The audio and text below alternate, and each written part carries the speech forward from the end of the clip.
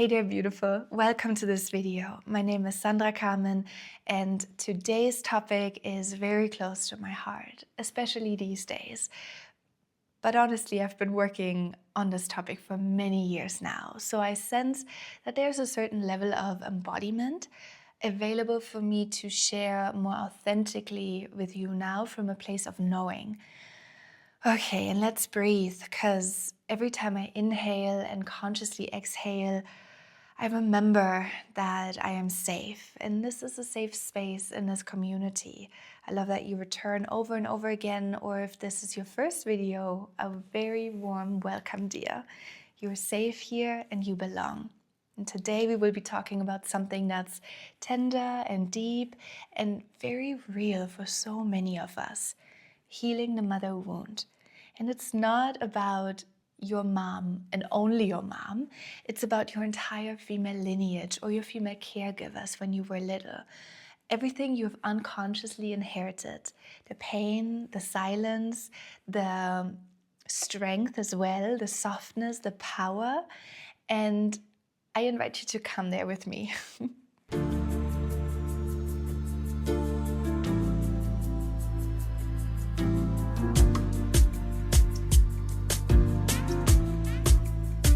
What is the mother wound? I will start there.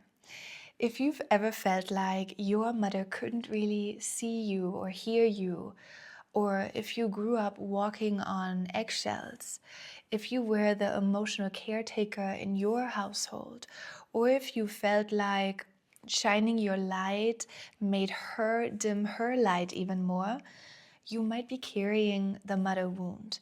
But it's not just limited to that. This wound can also look like chronically people pleasing, or a fear of being too much, or struggling with your self-worth, doubting yourself, attracting emotionally unavailable partners, feeling guilty for setting boundaries, or even believing that you have to earn love by overgiving. And let me be real with you. This wound goes so deep, it's intergenerational most often, because it's not just on a personal level, it's ancestral.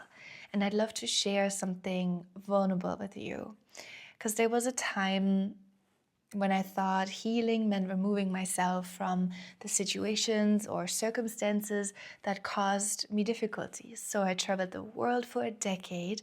I lived on 5 different continents, had a permanent home address in over 6 different countries, and I have learned to survive with a pattern of isolating and withdrawing and being super good on solo journeys, very self-sufficient.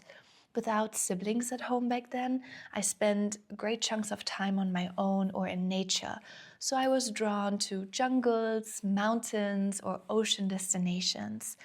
And I was very independent, very disciplined, and had such a strong connection to my inner masculine energy. I dove headfirst into life's adventures and also challenges while living, studying, and working abroad. And there was a strong judgment against my culture, my people, and my family. And what I always sensed was that things aren't too great.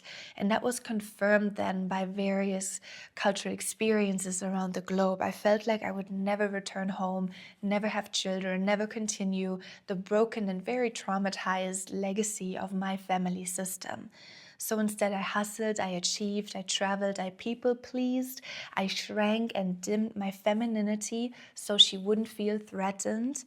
And nothing changed, because I was not able to meet me in the depth I needed. So it took me a long time to understand the following: you cannot get from your mother what she never received herself. And when I realized that, I cried, I sobbed. And not because I was afraid anymore, but because I saw the pain she had carried and still carries. And I saw that I had a choice to carry it forward and pass it on to future generations, or lay it down with loving awareness. And that's one of the countless moments I chose me. That's the moment the work truly began. And I mean inner work and the embodiment, which follows organically. So what does healingness actually look like? For me, there are 5 powerful pillars of inner work that have transformed my own journey, and I can deeply support yours with it, I hope. You first recognize the pattern without blaming. It's okay to name the truth, like, my mother was emotionally immature. She was often stressed and overwhelmed, which contributed to my insecure attachment style. She was often unavailable. She made me the target of her blame game, or even her own therapist at times. There was physical violence to discipline me, and that is not okay and it is not normal. So naming it doesn't make me a bad daughter. It makes me an honest woman, and it doesn't mean that I don't love her dearly, because she's my mom. Of course, I love her. It just means I can see her and what happened and acknowledge the truth. That's where the freedom truly begins. And then the next one is so powerful. Throughout my healing journey, I learned to remother myself, which means I asked myself daily, what did little me need to hear? And what does it need to hear today? Can I be so soft, so nurturing, so wise that I am the mother I never had? What is the younger part of me saying? What does she need to feel loved right now? Remothering is giving yourself what the mother couldn't. So it's validation, presence, and permission to be. And finally, we break the silence in the female lineage. Your healing is not just for you, because every time you express a boundary, every time you feel your anger or you choose joy, you are interrupting centuries of silence. Your grandmother might have stayed silent, or your mother might have swallowed her voice instead of speaking up. But you get to be the one who breaks the cycle and who deepens the positive impact of the healing path and includes embodiment practices as well. This is a full body journey, sis, and trauma lives in your body. That's why dance, breath work, central movement, womb healing, or toning, or even placing a hand on your heart and your belly, it's so sacred. I love doing mirror work personally. While looking into my own eyes, I would go ahead and say, I see you, I love you, I've got you now, you are safe. And a true game changer for me was grief work in a safe environment. So I let myself grieve and feel the rage. This part is often skipped, but you can't bypass the grief. You need spaces to be angry, angry that she wasn't what you really needed. And you need permission to cry over the nurturing you never got. So let the grief arise. It's so holy. It's how you will slowly become the woman she could not be. And that's so, so sacred. So here's my truth.